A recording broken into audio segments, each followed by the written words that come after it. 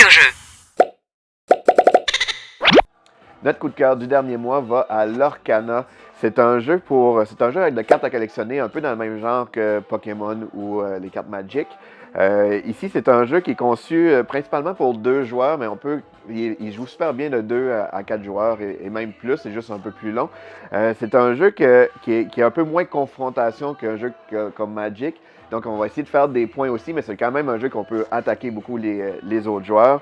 Comme je disais, c'est un jeu de cartes à collectionner. Fait que c'est un jeu, on peut s'acheter des decks de départ pour commencer à construire notre deck et après ça, avoir plein de boosters pour le modifier. Les règles sont quand même assez faciles pour construire le deck. On peut avoir au moins 60 cartes. On peut juste avoir 2 couleurs différentes de cartes. On peut avoir plus que 4 exemplaires.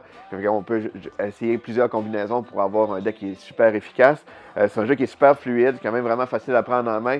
À notre tour, on a nos cartes dans nos mains. On choisit soit d'en jouer, on peut comme les gaspiller d'une certaine façon, on va les jouer face cachée, et ça va être un peu la monnaie qu'on va se servir pour gérer nos actions plus tard. Fait qu'on construit un genre d'engin qui va nous aider, plus ça va aller, plus qu'on pourra activer des cartes pour faire soit des attaques, faire des points. Donc c'est vraiment le fun. C'est un jeu qu'on conseille beaucoup, qui est Lorcana. Ça, c'est le chapitre 3.